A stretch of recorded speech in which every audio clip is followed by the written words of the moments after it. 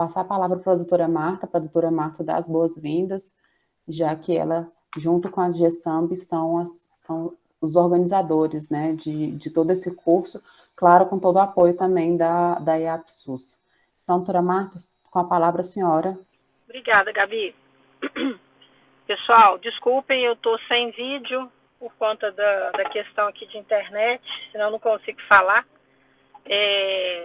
Vou ser bem breve e gostaria, então, inicialmente, de dar boas-vindas a vocês, né, que estão aí inscritos para colegas nossos que estão inscritos por esses 3 módulos, né, o Tira Dúvidas, e estamos felizes aqui com a presença de vocês, né, espero que vocês tenham conseguido assistir pelo menos parte das aulas que já foram colocadas lá na plataforma. Se não foi possível, vale a pena entrar para assistir depois, elas estão gravadas lá. E queria aproveitar, né, e estender o convite e um apelo também, né, para que vocês não deixem de participar dos próximos módulos. Os temas são bastante diversificados, totalmente direcionados para o atendimento do dia a dia de vocês no pré-natal de risco intermediário, né, aí das policlínicas. Nós estamos escolhendo a dedo, tá, os palestrantes, pessoas assim também bastante disponíveis para depois ficarem como referência, para vocês discutirem casos futuramente. E também porque a gente precisa realmente dessa atualização de todos, para propiciar uma assistência, então, aí mais qualificada ainda, né, do que você já tem feito, para a gente melhorar um pouco o nosso perfil, né, da mortalidade, do NIERMI, do óbito materno, tá joia? Então, obrigada aí pela participação de todos, e quero pedir desculpas também, a Gabi já deve ter falado, mas eu quero reiterar, pedir desculpas em nome da doutora Lucila, que ela perdeu o pai, né, essa semana, e não foi possível por questões de missa de 7º dia, umas outras coisas aí, ela não pôde estar conosco hoje, tá? Mas ela se colocou à disposição no WhatsApp dela, a qualquer momento, para vocês tirarem as dúvidas que tirariam hoje aqui. E nós não temos como fazer um outro momento de tira dúvidas separado, tá joia? Então é isso. Estou à disposição também pelo meu WhatsApp para qualquer dúvida aí no decorrer de todo o curso. Espero vocês, então, nos próximos encontros. Obrigada. Obrigado, doutora Marta.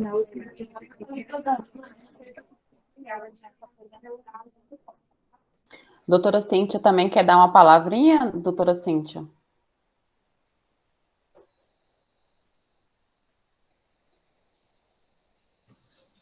Olá, tudo bem? Para quem não me conhece, eu sou a Cíntia, eu dei aula de diabetes gestacional. Para vocês, é a minha aula que está gravada lá, eu dei junto com a doutora Simone, só porque hoje a doutora Simone também teve um imprevisto e ela não pôde vir para poder participar. Mas eu estou aqui para poder colaborar aí com tudo que vocês precisam.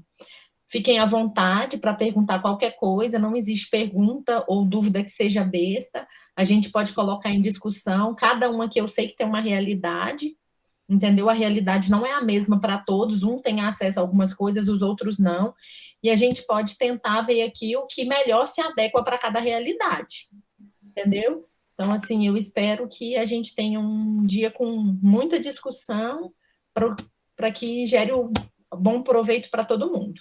Que deu a aula sobre mortalidade materna, ela não pode ficar, mas assim, se tiver alguma dúvida com relação à mortalidade materna, eu também posso estar discutindo, eu faço parte também, como a Rede Cegonha, representante também do Comitê Central. Então, se eu puder também estar ajudando e estar esclarecendo, então eu acho que eu vou abrir agora para as perguntas, lembrando aqui que hoje a gente tem a doutora Cíntia, né, que vai estar falando, que pode esclarecer as dúvidas com relação à diabetes. Se tiverem dúvidas com relação a outros temas também que foram dados nas palestras, a gente pode também estar levando para os outros palestrantes que não puderam estar aqui. A doutora Lucila teve um imprevisto sério, ela até ficou bastante chateada de não poder participar, e ela se colocou à disposição para estar também respondendo, seja via e-mail ou até mesmo pelo telefone, tá? Posteriormente. Então, eu vou abrir para as perguntas. A gente tem a mãozinha aqui embaixo no meeting. Aí quem quiser já apertar, eu acho que a gente não precisa nem escrever a pergunta no chat, não. Acho que faz a pergunta mesmo pelo microfone, e aí faz uma pergunta, responde. Faz outra pergunta, a gente responde novamente. Pode ser assim? Então, quem gostaria de começar? Jair. Pode ficar à vontade, doutor Jair. Então, primeira coisa, minha dúvida, na verdade, é o seguinte. Eu havia feito já as aulas, assistido às aulas e feito todo o curso em janeiro, se não me engano, no final de dezembro, início de janeiro. Fiz todas as provas, fiz todas as atividades. E depois eu confesso que eu nem entrei mais ali no site do EAD para verificar como é que estava o andamento. Aí essa semana, como veio o e-mail para a gente assistir essa aula, eu entrei novamente lá no site e vi que está contabilizando que eu fiz apenas 40% do curso e as provas que eu fiz e respondi, elas não aparecem como realizadas. Só, se eu não me engano, é do módulo 1.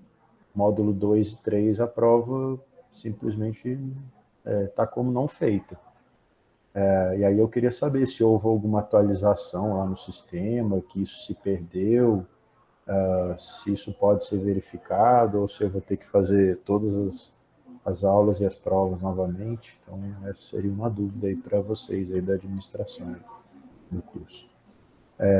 Outras duas questões que eu tenho, eu acho que não poderão ser respondidas hoje pela questão da ausência aí dos profissionais, né? Na verdade, a minha pergunta, as duas perguntas se relacionam ao desfecho do pré-natal, né? O momento da interrupção da gestação. Tanto na questão da diabetes, né? Não só na gestacional, mas na gestante diabética como um todo. Aí acho que foge um pouquinho da área da doutora, que ela é endócrina, né? E aí eu não sei quem faria essa resposta em relação à obstetrícia. Houve um artigo aí publicado ano passado na COG que modifica um pouquinho os momentos de interrupção da gestação, quando é diabética tipo 1 ou tipo 2, diabetes estacional, quando está compensado, quando não está, quando está usando insulina, quando não está. Então, está um pouquinho diferente essa publicação da COG do que foi apresentado. E aí eu queria saber depois, se alguém pudesse me passar essa orientação, qual é o critério que a gente vai atualizar? Porque isso aí muda constantemente mesmo, então eu fico na dúvida agora, quando eu mando essa paciente para o pronto-socorro para fazer a interrupção, se eu utilizo essa referência que está sendo passada ou já essa tabela atualizada da COG. E aí, quando eu falo nessa tabela atualizada desse trabalho da COG, eu aproveito para falar da questão da pré-eclâmpsia. E lá, no caso da pré-eclâmpsia, está um pouco mais diferente ainda do que foi passado na aula. Inclusive, o HMIB já lançou um novo protocolo de interrupção dessas gestações, onde, em algumas situações, tem interrupção indicada aí com 37 semanas, inclusive. E aí, também está um pouco diferente da aula que foi ministrada e das orientações do curso. Então, a minha pergunta é, a gente passa a utilizar já esse mesmo protocolo do HMIB para todas as unidades referenciadas de alto risco, ou a gente utiliza essa tabela que foi enviada? Eu preciso dessa informação porque quando eu mandar esse encaminhamento para o pronto-socorro, pode haver um questionamento do próprio plantonista, né? Então, eu gostaria de uma atualização tanto em relação à diabetes gestacional, quanto da pré-eclâmpsia, principalmente, uma vez que, no caso da pré-eclâmpsia, o próprio HMIB já lançou um novo protocolo.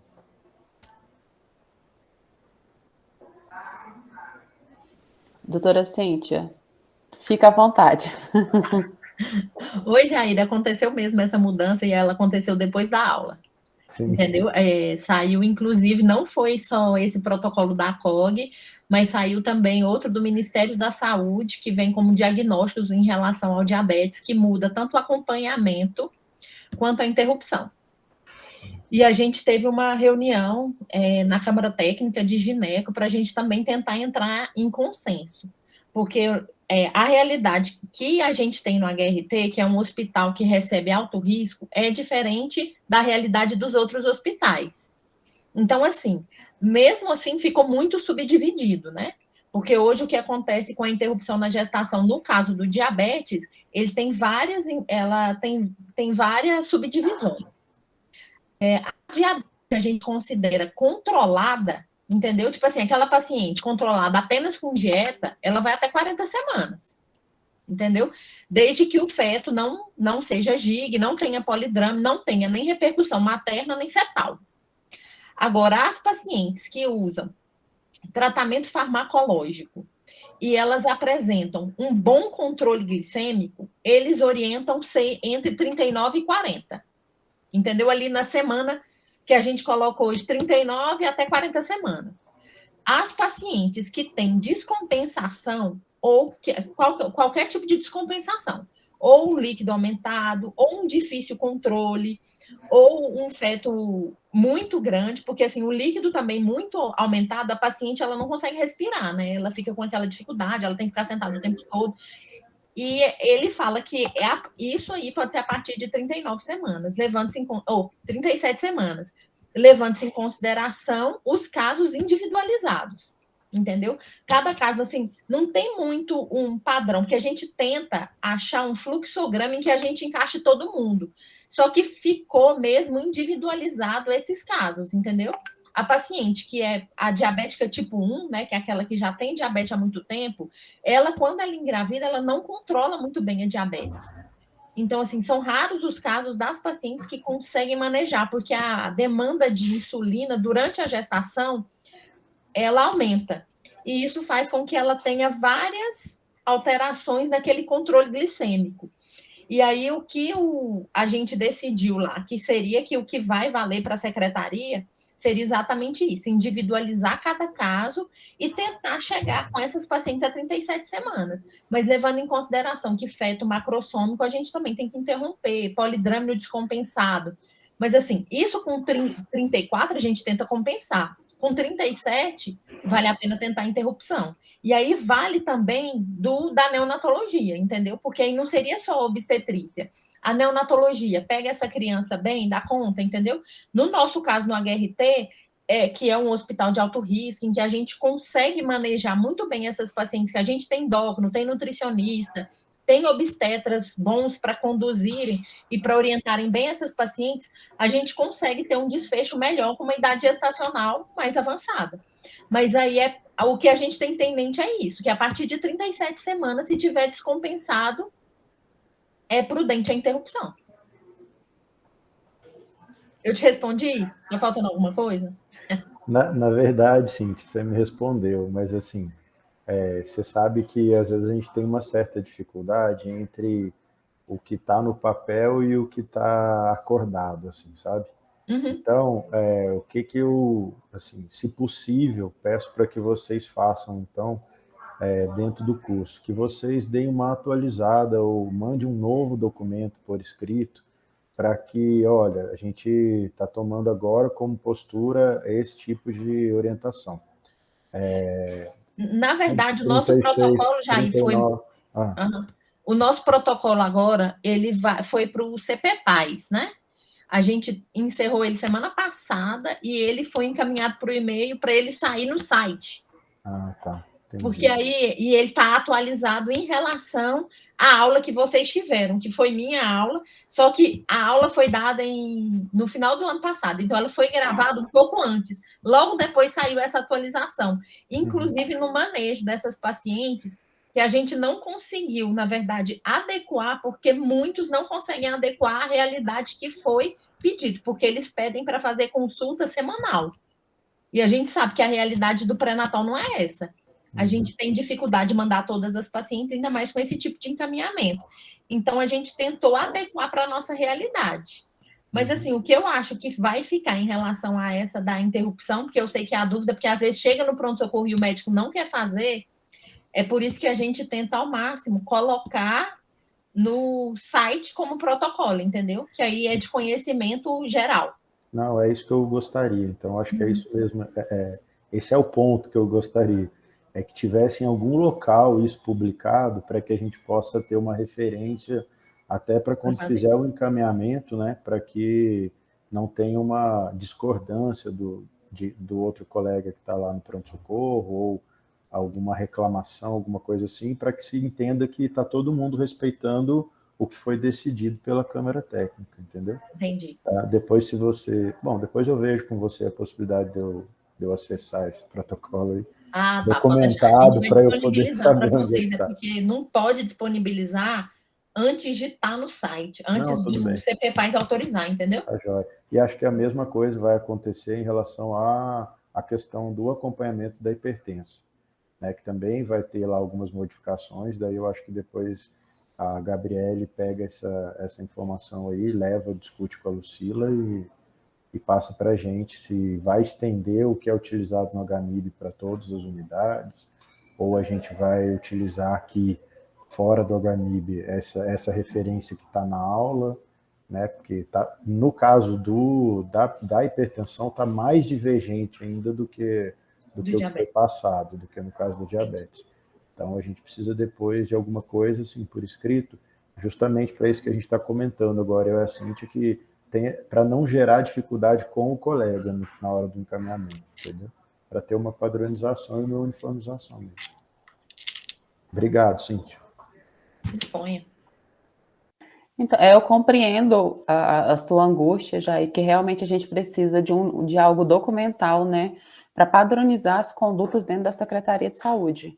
Então, além esse protocolo do HMIB, a gente ainda tem, como a Cíntia falou, esse novo protocolo de alto risco que acabou de ser lançado do Ministério da Saúde. Eu não sei se os senhores tiveram a oportunidade de conhecer, eu posso depois colocar o link bem aqui no chat para vocês darem uma olhada, porque ele também traz novas considerações. Eu não tive tempo de olhar diretamente a questão do diabetes e da hipertensão, mas eu sei que ele traz a classificação do médio risco, ele traz isso bem definido, então eu acho que vale a pena também todos terem conhecimento. E a sugestão que eu faço até, Cintia, a gente poderia, enquanto o protocolo não sai, talvez fazer uma nota técnica pequena, ou ver como que a gente consegue seguir, ou então falar assim, a Secretaria de Saúde hoje, para isso e para aquilo, enquanto o protocolo não sai, a gente vai seguir o protocolo do Ministério da Saúde, por exemplo, fazendo um documento com colocar uma definição em relação às condutas, né? Eu acho. Porque, na verdade, no site não tem nem diabetes. E aí, com essa história da pandemia, ficou parado o CPPAS. Ele não autorizou nenhum protocolo, pelo menos não da ginecologia obstetrícia, durante esse período da pandemia, entendeu? Nenhum, a gente não teve nenhum progresso, tanto é que a gente até revisou alguns protocolos agora, para reenviar, porque a gente teve mudança na literatura, né? Porque a gente tem que atualizar anualmente, e a gente atualizou alguns, mas assim, a gente reatualizou sem serem publicados os protocolos anteriores. A gente, na verdade, eu acho que tinha que falar também com a Marta, para ver se faz essa questão que você falou, de colocar uma rota de aonde vai seguir, entendeu? E para servir para todas as unidades, para ficar mais uniforme. Vou ver se a gente coloca também o do Ministério da Saúde no curso, para todo mundo também ter acesso, para não ficar só aqui no chat. E mudando um pouquinho de assunto, já, a primeira questão que você fez, eu não sei se a gente consegue ter uma resposta agora, que é com relação a essa questão da plataforma, mas eu anotei aqui, eu vou levar adiante para a gente tentar entender o que aconteceu. Eu sei que às vezes eu faço outro curso também pela plataforma, aconteceu de eu fazer da moderadora ter esse resultado da minha prova, mas não ter aparecido aquele chequezinho no site, como se eu tivesse feito. Então, isso tudo eu vou levar, eu anotei aqui sua observação, seu nome, e aí a gente dá retorno para você, tá bom? Outra coisa, gente, a lista de presença, ela tá no chat. Então, é um Google Forms, vocês cliquem no link e aí ele vai abrir para vocês preencherem todos os dados, porque aí posteriormente pelo grupo a gente consegue mandar para vocês essa lista de presença, tá joia? Então é isso, vamos abrir para outra pergunta. Quem gostaria? Ou já ainda tem mais algum comentário? Na verdade, eu não tenho, não, mas se deixar eu fico falando, sabe? Na verdade, eu tenho umas ideias, assim, mas eu não sei se aqui é o fórum, depois eu queria até ver com vocês, eu não sei se seria com vocês da Rede Cegonha, mas o que eu sinto falta, eu vou aproveitar e eu vou ver que não tem ninguém, acho, com mãozinha levantada, eu vou colocar uma questão aqui que eu acho que é pertinente. Eu aqui, como pré-natal de alto risco, aqui do HRT, eu estou aqui nessa função, apesar de mexer com alto risco há 19 anos, aqui na secretaria, eu estou nessa função há 4, 5 meses. E o que eu tenho percebido é o seguinte, eu acho que existe uma certa dificuldade nas UBSs no acompanhamento e no manejo desses pacientes no pré-natal. Eu observo isso e eu acho que isso é difícil atingir através de aulas, apesar de eu achar que é uma tentativa extremamente importante e do ponto de vista educacional eu acho essencial que seja feito, mas eu acho que em algumas situações o médico ou o enfermeiro que está lá no posto, ele ainda tem uma certa dificuldade. Dificuldade no seguinte sentido, às vezes ele se depara com a paciente ali no pré-natal e me parece, essa impressão que eu tenho aqui, estando no alto risco, que ele fica na dúvida se é caso de mandar para alto risco ou não, e aí às vezes acaba mandando para cá pacientes que não era caso de alto risco, e em contrapartida eu observo que às vezes chegam pacientes aqui já com 30, 35 semanas e que deveria ter vindo com 10. Então, eu acho que existe uma certa dificuldade, eu acho que aqui não cabe nenhum tipo de julgamento, né, para esses profissionais, a gente não sabe as condições de cada um nesse acompanhamento, eu entendo que tem diferentes condições em diferentes regiões aí do Distrito Federal, tem postos aí, tem UBSs hoje que às vezes não tem nem enfermeiro, não tem médico, não tem ninguém, e outros às vezes tem, mas tem dificuldade, então acho que aqui não cabe nenhum tipo de julgamento, mas eu acho que cabe sim uma possibilidade, ou pelo menos eu tenho aí uma ideia de tentar ajudar nesse sentido. Eu vou trazer aqui um exemplo, se eu estiver me alongando muito, você me corta, tá, Gabriel? Vou trazer aqui um exemplo que eu vejo no hospital de base, tá? Eu tive a oportunidade de trabalhar lá durante um tempo, numa outra situação, e hoje o que o hospital de base faz? Ele tem um trabalho de interconsulta com as UPAs que funciona de forma brilhante.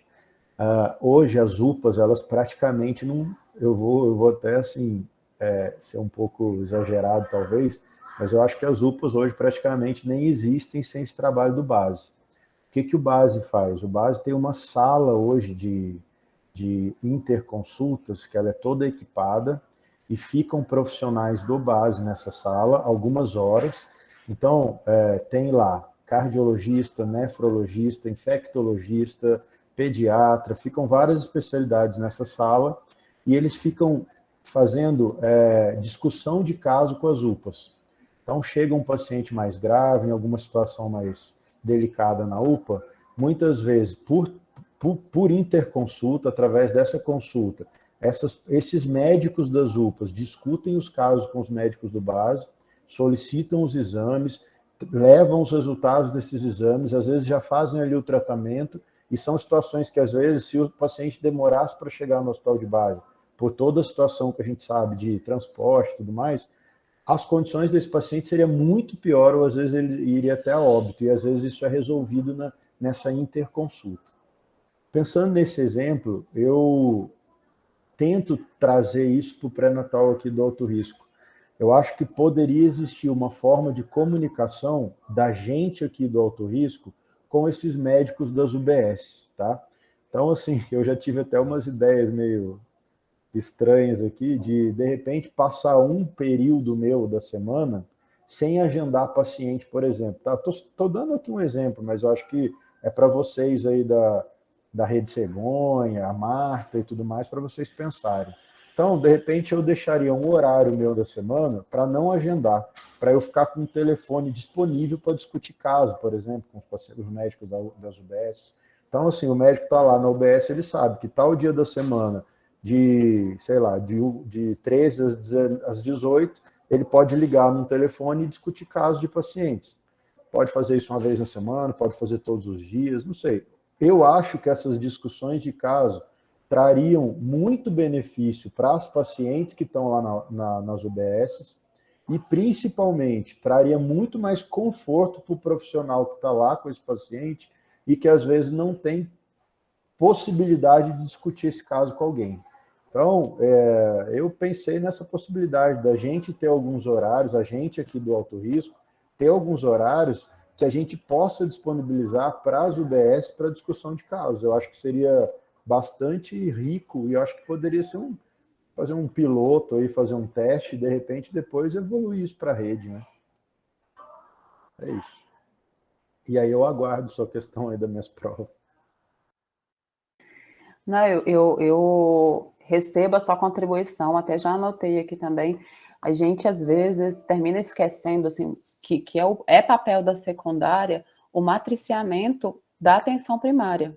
E a gente, na correria do dia a dia, atendendo ali um ou outro paciente, a gente não cumpre esse papel porque a gente não tem essa disponibilidade dessa carga horária, como o senhor acabou de colocar, né? Assim, fica ali atendendo o paciente, às vezes pacientes que não terem necessidade de estar ali por desconhecimento e, às vezes, por insegurança mesmo do profissional que está na atenção primária, e termina que alguns pacientes ficam na fila e quando chegam no pré-natal de alto risco, já perderam aquele momento que era o mais adequado, né? Infelizmente, a gente, quando faz algumas discussões de óbito dentro da Câmara Técnica, a gente vê que uma das causas, né, dos óbitos que a gente percebe é justamente essa demora da paciente chegar em tempo oportuno no pré-natal de alto risco ou até mesmo na emergência, por desconhecimento, por ter ficado aguardando na fila. Então, essa é uma proposição interessante que a gente acolhe e a gente tem também, está revisando o protocolo de pré-natal da atenção primária, que também tem várias atualizações, várias coisas que precisam ser desenhadas e modificadas. Então, a gente outro exemplo disso que foi o que você acabou de falar que a gente tem, por exemplo, é o curso de DIU. O DIU, a atenção secundária de uma região de saúde, ele está proporcionando um curso de inserção do DIU para os profissionais da atenção primária. Então, vai ser feita a parte teórica durante o próprio consultório serão inseridos, vai ter a parte prática, né? Primeiro a parte teórica e depois a parte prática. E quem serão os instrutores serão profissionais da atenção secundária. Então, isso é uma questão que a gente precisa avançar muito e trabalhar como rede. E eu achei até interessante essa colocação, por quê? Porque às vezes a gente fica tão preso a nossa casinha ali, eu sou da secundária, eu sou da policlínica, não, eu sou só da APS. E não pensa que a gente precisa fazer esse link entre todos os níveis de atenção. A mesma coisa o colega que vai receber a paciente que o senhor encaminhou para interrupção. Então, esse colega que está ali, ele tem que estar alinhado com a atenção secundária e depois ele ainda tem que vincular o retorno dessa puérpera com segurança para a atenção primária. Então, é esse desenho de rede que a gente precisa fortalecer. E essa estratégia que foi apontada pelo senhor é exatamente uma forma da gente matriciar e estar junto da atenção primária, a atenção secundária. Então, eu anotei aqui, eu vou estar levando também para ampliar essa discussão. A Cíntia levantou a mãozinha, pode ficar à vontade, Cíntia. Para poder falar, Jair, que na verdade, assim, é igual a Gabriela aí falou também, o que acontece? Isso aí a gente tinha que fazer, né? E a gente não faz. Aí eu vou ver uma forma com a Marta na reunião da Câmara Técnica para a gente tentar viabilizar isso daí. Porque eu acho que, eu concordo com o senhor, que ficam, às vezes ficam pacientes aí no alto risco, tirando vaga de outras que realmente necessitariam. E isso acontece exatamente por isso, porque às vezes quem está na unidade básica também não tem, tipo assim, às vezes a gente fica realmente com medo de ficar conduzindo essa paciente, e muitas vezes eles conduzem sozinhos, né, porque não tem os outros especialistas tão disponíveis, né. Então, acaba que seria uma boa mesmo. Eu vou levar para a Câmara Técnica para tentar viabilizar isso daí, para poder ver como é que seria a melhor forma da gente implementar isso na secretaria, para evitar esse viés de ficarem pacientes no alto risco, que poderiam não estar no alto risco. Aí eu te dou uma resposta depois. E outra coisa também que a gente Eu fico à disposição também, tá, Cíntia? Se precisar de eu participar de alguma coisa, de eu estar junto aí, se você quiser sentar comigo, você me encontra aqui, você sabe onde eu estou aqui Sei, na TRT. eu sei onde você está. E se precisar, eu fico à disposição também, tá? Até para tentar fazer um piloto aí em algum momento, fazer um teste, alguma coisa nesse sentido, eu fico aí à disposição. Tá bom, pode deixar. Obrigada, viu, doutor Jair? E também a gente tem o protocolo de regulação, ele está sendo regulação de consultas, né, de alto risco, ele está sendo finalizado agora, ele foi revisto, e lá nesse protocolo ele tem bem especificado quais as condições que essa paciente vai ser encaminhada, né, para o alto risco, quais são os critérios, né, para encaminhamento.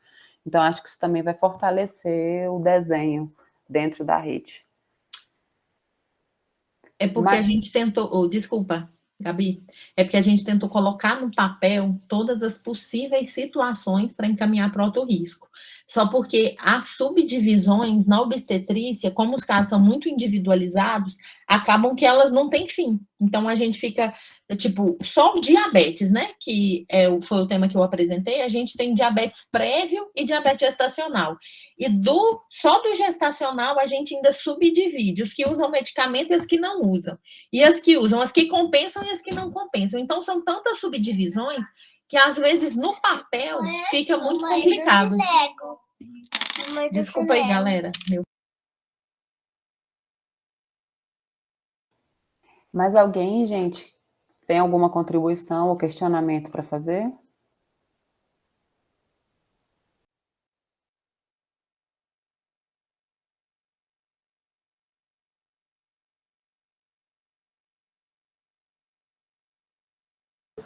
Ô, Gabriele. Oi. Quanto à situação do Jair, o que acontece? A responsável pela plataforma fica a Apsus. Eu estou como GSAMB, mas eu já encaminhei a solicitação dele para o responsável da Apsus para dar uma olhada, porque realmente a gente teve uma atualização na plataforma, inclusive a gente inseriu algumas outras aulas, só não disponibilizou ainda. Possivelmente foi isso que aconteceu que fez essa desvinculação com a porcentagem do curso que ele já fez, porque na medida que a gente acrescenta mais aulas, essa porcentagem ela vai diminuindo mesmo, porque ela considera o curso como um todo. Mas quanto à avaliação que ele já tinha feito, que não está lá, eu passei para a Beth para a gente ver o que aconteceu. Bom?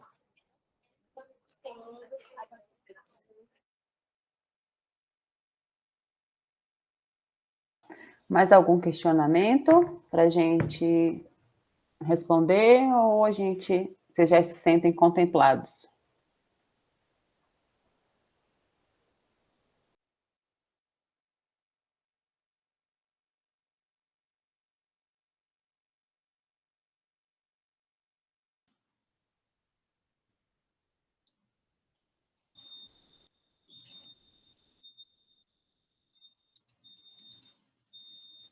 Eu acho que é isso, né, Cíntia? O pessoal está quietinho, eu acho que as aulas já foram bem esclarecedoras. Eu espero, assim, então vou falar um pouco, né? Assim, o que mudou, né? em relação ao que está na aula e em relação ao que veio como novo, além das datas das idades gestacionais para interrupção. Ele subdivide, ele coloca idades gestacionais cada vez mais precoces para interrupção, principalmente na parte da hipertensão. Na parte do diabetes fica quase a mesma coisa, varia um pouco, ele tem, se o diabetes estiver descompensado e mesmo com manejo clínico não conseguir compensar, ele manda interromper, assim, acaba que fica individualizado mesmo cada caso, mas o que ele fala muito, assim, em relação a mudanças, foi em relação ao acompanhamento, né, que ele fala do risco de malformação para as pacientes que tiverem uma hiperglicemia no primeiro trimestre, então ele orienta a fazer morfológico de segundo nas pacientes que tiveram hiperglicemia no primeiro trimestre, que são as diabéticas prévias, né? E isso vem como novidade, é uma coisa que eu não abordei na aula, e ele fala também, o diagnóstico, eu acho que é a mesma coisa, a glicemia de jejum no primeiro trimestre acima de 92 é diagnóstico de diabetes gestacional, e isso também não tem mais questionamento, e é a mesma coisa. O TTGO só é feito para as pacientes que têm uma glicemia de jejum abaixo de 92, porque se for acima já é diagnóstico, não precisa, não existe acompanhamento com TTGO, o acompanhamento realmente é ecográfico, que na outra reunião que teve, vocês falaram muito dessa dificuldade de realização dos exames, né? Porque não estava tendo os exames, mas agora parece que vai, como chegaram ecógrafos novos em todas as unidades, eu acho que isso aí vai dar uma melhorada nessa assistência para acompanhamento dessas pacientes, porque a gente fica meio inseguro de ficar medindo só no AFU, né? Mas o AFU também é um parâmetro importante para a gente poder estar dizendo que essa paciente está grande, esse bebê está gig, né? Que é o que a gente procura, é a descompensação. E eu queria muito que vocês tivessem mais dúvidas. E a interrupção, gente, a resposta para mim é exata, é individualizar cada caso. E assim, está vendo que a coisa não está indo bem, interna a paciente. Na pior das hipóteses, você manda a paciente para o pronto-socorro para internar. E aí o hospital compensa a paciente, entendeu? Porque manejar diabetes, o risco de óbito intraútero, né, é muito grande. Então a gente realmente fica meio inseguro de ficar acompanhando. E dá fome mesmo. Quem já engravidou sabe que com diabetes ou sem diabetes gestante come. E muito. Vocês têm mais dúvidas?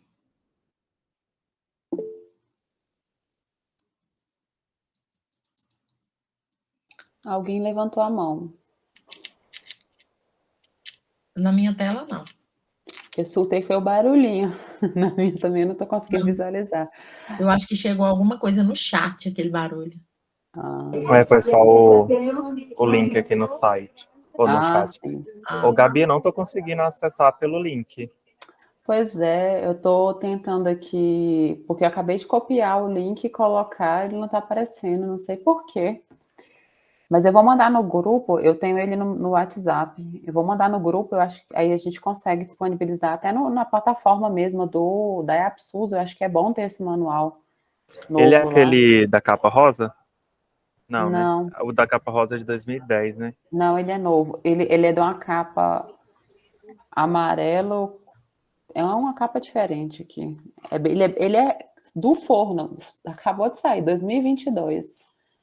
E ele tá bem completinho, tem 600 páginas, só para vocês terem uma ideia. Qualquer coisa você pode compartilhar aqui com a GESAMB, que a gente anexa na plataforma do curso manual. Então, a nossa biblioteca certo. Lá, tá?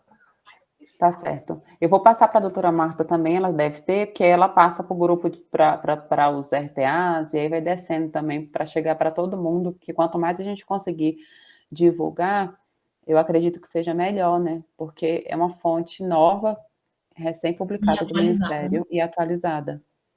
Uhum. Tá certo? Eu acho que é isso. Acho que vocês não têm mais dúvida. Esse grupo tá. Acho que já esclareceram muitas dúvidas no outro momento, né? De tira dúvidas. Em relação a diabetes, a reunião anterior, a gente tirou muitas dúvidas, que foi o ano passado, eu acho. No final do ano passado. Assim, gente, eu estou à disposição, quem me conhece sabe, eu faço 40 horas no HRT, então é muito difícil você ir no HRT e não me encontrar. Eu estou à disposição para o que vocês precisarem, entendeu?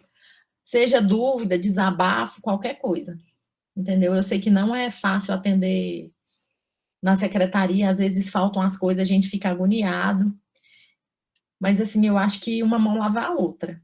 Então, o que precisarem, no HRT a gente está lá. Eu tenho certeza que o Jair também tem o mesmo pensamento em relação a tirar dúvida, em relação a qualquer uma dessas coisas que quem está no baixo risco, vocês sofrem muito mais. Lá no alto risco, no HRT, a gente tem mais acesso a outros especialistas, a tudo, entendeu? E é claro, a gente tem NEO, a gente tira prematuro, o pediatra está ali do lado, então isso tudo dá uma paz maior no nosso coração. Então, a gente está aí para o que vocês precisarem. Não precisa ter medo, não. Às vezes, na dúvida, manda uma mensagem aí. Não tem problema, não. Entendeu? Na dúvida de, isso é fazer isso ou isso é melhor. Ou então, quando na hora do desespero, lá interna a paciente. Manda para o pronto-socorro. Tá? Mas, assim, a ideia do curso é exatamente essa. É a gente melhorar a assistência para a gente ter uma redução no número de óbitos maternos, né?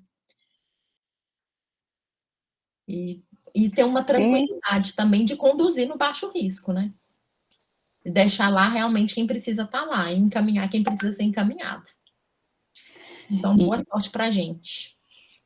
E esse é nosso maior objetivo, né? Nosso maior objetivo final mesmo é acabar com a mortalidade materna, né? Assim, o máximo possível, assim, diminuir os casos, pelo menos as mortes que são evitáveis, a gente quer realmente acabar.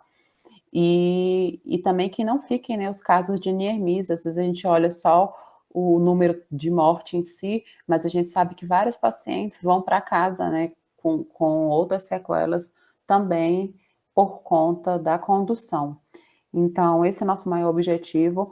A doutora Miriam, com certeza, se ela tivesse aqui, ela ia reforçar para que participem das discussões dos comitês de óbito das regiões de vocês, peguem esse caso para utilizar, não para culpabilizar, mas como aprendizado mesmo, e a partir das discussões a gente consegue tirar várias dúvidas, fazer treinamentos e identificar onde a gente precisa melhorar na nossa assistência. Então, tenho certeza que era isso que ela ia trazer para vocês. A gente tem vários projetos que a gente está trabalhando dentro da Rede Cegonha. Um deles é um grupo de trabalho que a gente vai criar agora para tentar resolver, pelo menos amenizar essa questão das ecografias, que foi que a Cíntia trouxe, que a gente tem uma dificuldade dentro da rede, sem contar os demais exames, né? Eu estou falando da ecografia porque é algo que vem se arrastando ao longo dos anos. E a gente está à disposição, eu como Rede Cegonha, a ideia, a gente tem grupo da Rede Cegonha regional publicado em todas as regiões. A ideia é que o grupo central se aproxime do grupo da região, porque só quem sabe, né, a demanda, a realidade de vocês, são vocês que estão dentro da região, porque cada região tem as suas especificidades, as suas particularidades. Então, vocês que são capazes de identificar as principais dificuldades e traçar uma estratégia, um plano de ação dentro da região de vocês. Então, a gente está à disposição. Se surgirem outras dúvidas ou perguntas, tem um espaço lá na plataforma também, para vocês colocarem as perguntas lá, que a gente responde, pode ser até via e-mail, ou na próxima aula de Tira Dúvidas. E é isso. Eu queria agradecer a presença da doutora Cíntia, acho que foi bem esclarecedor suas colocações, e agradecer a presença de todos vocês. Vou passar a palavra para a doutora Cíntia também, se ela tiver que fazer mais algum comentário, e depois para o Ezequiel, então, para a gente encerrar esse momento. Eu acho que tudo, tipo assim, eu costumo dizer que a secretaria me dá a chance de estudar, né? Porque na Câmara Técnica a gente reúne para a gente estudar aquilo que saiu de mais novo e discutir com os colegas a melhor forma de implementar na secretaria. Mas é claro que, assim, a abordagem de vocês é o que muda, porque eu estou no HRT, eu não estou na Policlínica de Taguatinga, eu não estou em Samambaia, para poder falar como região sudoeste. E eu fico imaginando assim, é uma região muito rica, e agora que a gente ganhou um ecógrafo novo, estou muito feliz que a gente vai inaugurar nossa sala agora de ecografia da gineco, porque a gente que faz ultrassom, né? Eu fiz R4 em ultrassom e tô muito feliz que vou voltar a fazer ultrassom, entendeu? E eu acho que a gente, como ecografista, só tem a colaborar na gestação, entendeu? Porque é muito difícil você fazer acompanhamento de alterações gestacionais sem a ultrassom, porque é ela que vê se o líquido está aumentado, se é o menino que está grande, porque cada mulher tem um biotipo e isso muda muito. Mas, assim, eu estou à disposição para o que vocês precisarem em qualquer região, tá? Pode ficarem bem à vontade para me mandar dúvida, para perguntar, tá? Não precisa ter vergonha, não. As dúvidas que vocês têm, a Gabi, o pessoal manda para a gente responde. Geralmente eu respondo em áudio, porque eu acho que é mais fácil de explicar do que ficar fazendo texto. E texto por texto, vocês leem o livro, né? Leem os artigos, eu acho que por áudio é melhor e é mais resumido, e vocês ficam melhor. Tá bom? Então, assim, boa sorte para todos nós, né? Enquanto GESAMB, né, a equipe que está promovendo o curso, eu gostaria de agradecer a presença de todos, da Gabriela e da Cintia também, por mediar essa discussão, tá? A gente queria a participação de mais pessoas para ver realmente a questão das dúvidas, mas acredito que as últimas aulas foram bem esclarecedoras. Consegui vincular o link, acabei de compartilhar aqui no chat também, o link do manual novo, eu consegui achar ele aqui, e botei no chat de novo a lista de presença, para quem não assinou, assinar a lista de presença que a gente vai disponibilizar para vocês depois. O mesmo manual vai estar disponível na plataforma também, para quem quiser acessar depois, tá bom? E uma informação importante é que ao término de cada módulo, a gente vai estar emitindo uma declaração de participação que, se não me engano, foi solicitação de vocês para apresentarem no serviço.